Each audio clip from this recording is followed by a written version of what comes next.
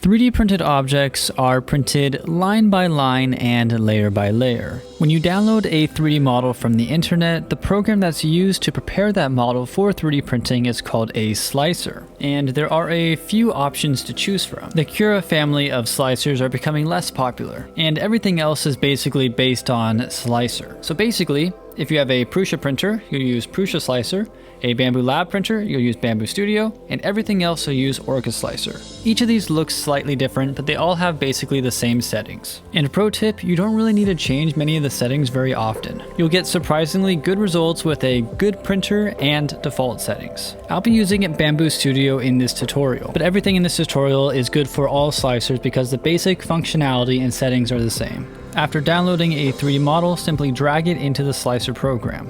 So here we have our object on a representation of our 3D printer's build plate. Here's the main view area where you could add multiple objects as well as move them around on your build plate. And right above that we have the tools that are used to move, rotate, and scale the object. And on the left side here we have all of the settings which we'll get into later in the video. Right now we are in the prepare section of Bamboo Studio. This is where you'll set all of the settings for your print. The thing that matters the most at this stage is that the part is orientated in a way that is actually printable. If I click on this part here and I go to this setting up here and I lay it on its side like this is not really ideal for printing because this face right here is an overhang, and technically this could probably bridge across since it's perfectly parallel to the build plate.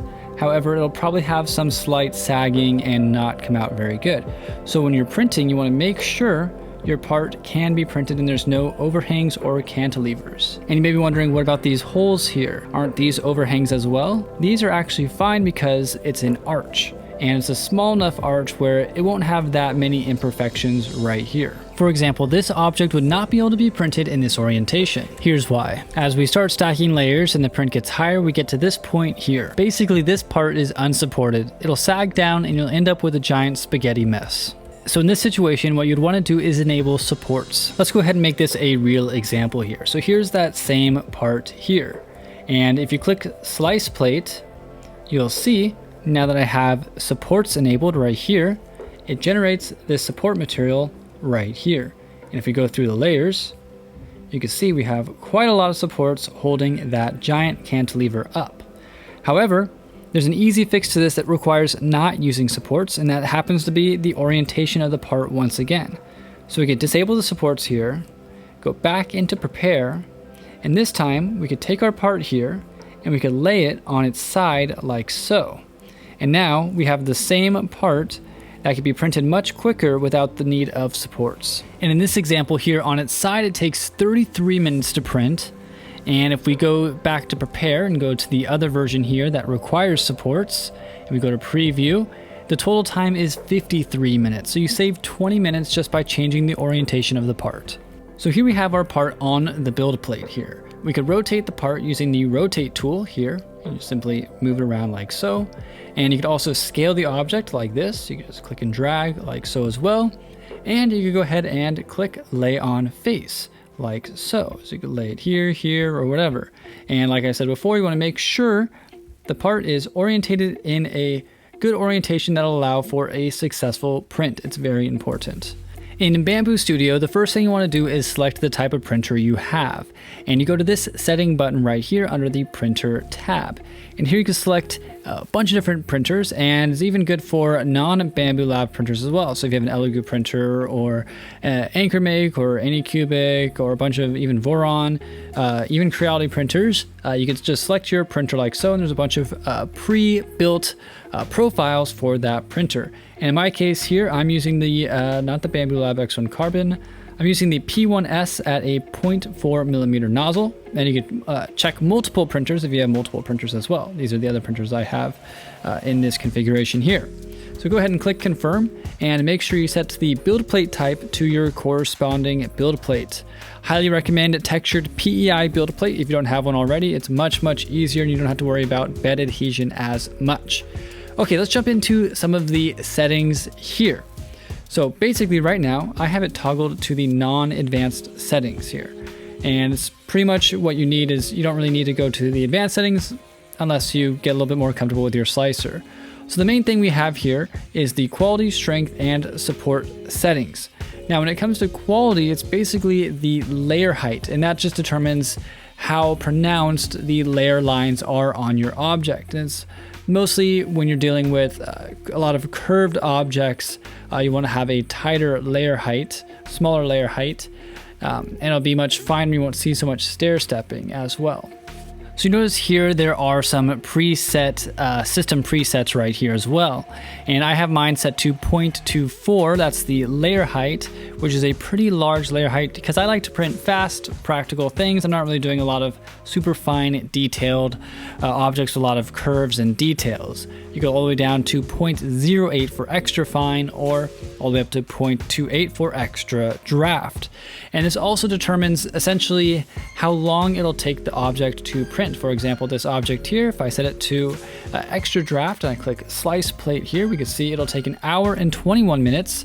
And if we go all the way down to 0.08 and slice the object here, you can see it takes 3 hours and 21 minutes. So it's a pretty significant difference in the amount of time it takes to print, and depending on the object, it actually might not make a big difference. For example, this container right here, printing it extra fine really won't matter that much compared to just printing it extra draft. So for large objects, extra draft is perfectly fine.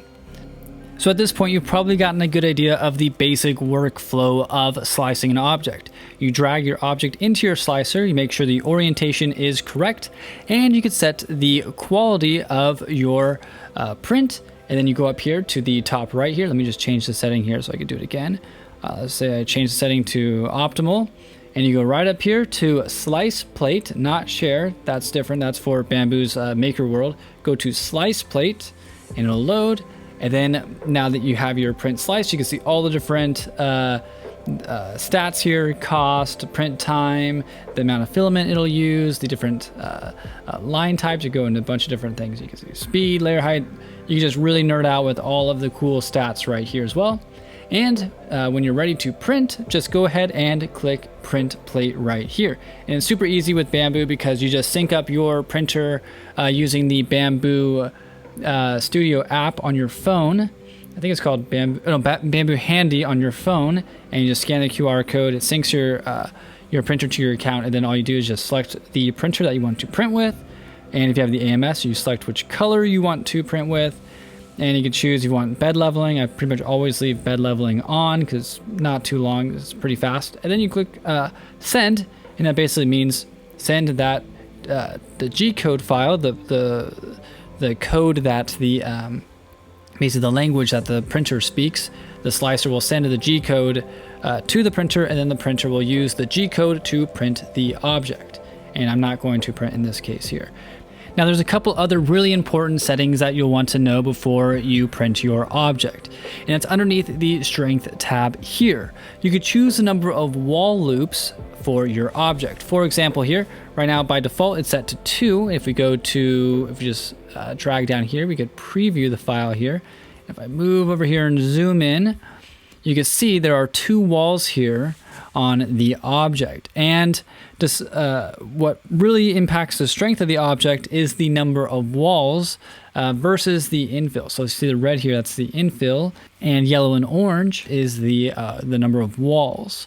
So for example, if you want to make a much stronger part, we could double the number of walls here. Let's go to 4, and we could slice the object. Now you can see there are 4 walls, and that adds a lot of strength to the object. So wall loops, number of walls in your object, matter much more than the infill. For example, here, if you want a really strong part as well, you just go to 100% infill. In this case, this object doesn't really have that much volume, so 100% infill won't make that much of a difference because the whole object is basically hollow already. But default, 15% is good for the infill. That's the red lines here. So another thing you can do is, let's say we went back to 2 wall loops. You can increase the number, the percentage for the infill. So you can see now the infill is, it's more dense. But like I said before, if you want a strong part, increase the number of walls, that matters more than increasing the amount of infill. Or you could increase both as well. Now the trade-off for increasing walls and increasing the infill is you'll use more material, so it'll cost more, and it'll take longer to print. So there's always a trade-off with 3D printing between the strength of the object and the amount of material that is being used. Now let's go ahead and look at the support settings. Now hopefully your object doesn't require supports, but if it does need supports, then this will be really helpful for you. So basically in the non-advanced settings, there's really not much you could do in terms of the settings for supports besides enabling the support or disabling and setting the type. So here we have the default support type right here. And the problem with this type of support is it uses a ton of material and it can be very difficult to remove from your part. So let's go ahead and switch to tree supports, which I much prefer over the regular supports here. And for some reason, that is not tree supports here. Let's try this again. It seems to be a glitch. Yeah, it's definitely not tree supports. I'm going to move the object and click slice plate again. And yeah, that's not tree supports here. I'm going to turn on advanced here and change the style to tree slim and see if that forces it.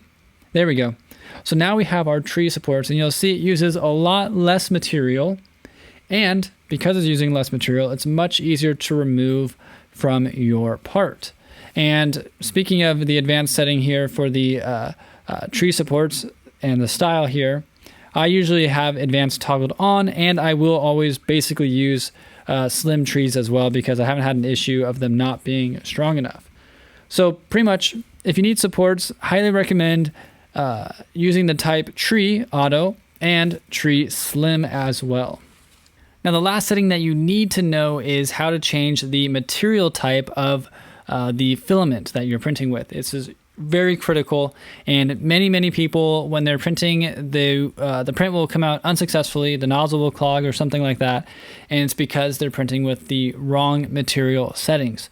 So right here in the bamboo slicer, you could change the material here by selecting essentially from this list right here. And the cool thing with the Bamboo Lab printers is the filaments are RFID tagged, so all you have to do is just sync to your AMS if you're using an AMS. So for example here, if I go to device here, I'm on droid number 2, 002 here, and I go back to prepare.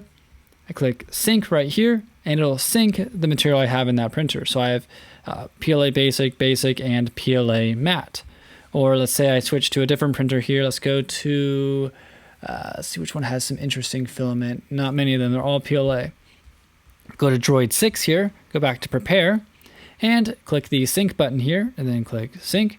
And here you can see I have all my other colors for these printers as well. And basically, yeah, just select here as well. And if you want to change the color for the preview here, you can just click on the color here, and you can just change here, and then exit out, and the color will change on your build plate like so. So basically, it's very critical that you have the right print, the material loaded into your slicer. For example, PETG requires a higher print temperature most of the time. And if you try to print PETG with PLA settings, you get a lot of stringing, you get poor layer adhesion, it's just a bunch of issues. So always double check the filament spool and make sure that that matches what you are choosing in your slicer for the presets. So overall, slicing isn't really too difficult, and it could be overwhelming at first because there's a lot of buttons and a lot of settings, but just know that most of the time, default settings are good except when you need supports. That's the one time default will not work. If you have an object like this, and for some reason you can't change the orientation of the object, this will completely fail if you don't have supports enabled. So that's basically the most important. And then next important, I would say, is the strength. So changing the number of wall loops here. Stronger prints, more walls, more economic prints that don't need to be strong, just use default walls and default infill as well. And quality, usually, if you print a big object, then you don't need to have very fine layer height. You can use draft settings. If a small object, you might as well just print at extra fine or optimal or high quality, because small objects printing at small layer heights won't actually take that much longer to print since it's such a small object, but a very large object or a very tall object specifically, extra draft will be much, much faster to print. And then you also have to make sure the build plate is the correct build plate as well. You could have issues with the print popping off if you don't have it selected to the right build plate type. So basically drag the file in, adjust these settings here, go ahead and click slice, and then go ahead and click print plate, select your printer, select the slot if you have an AMS for a multi-material or multi-color printer like the Bamboo Lab P1S with the AMS attachment, and then go ahead and click send to printer. And it's really that easy.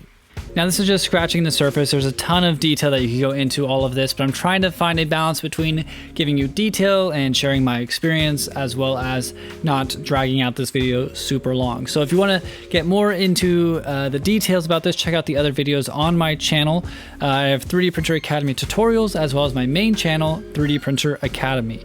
And you can also go to my website, 3dprinteracademy.com, where I have STL designs, some more in-depth courses that just go through all the details in a kind of set schedule or format that you could go through. There's also a bunch of articles that you could check out as well. I also have Instagram and all the other social media where I share tips and tricks and also some unique STL designs. So hope you found this helpful. My name is Steven. Thanks for watching and happy printing.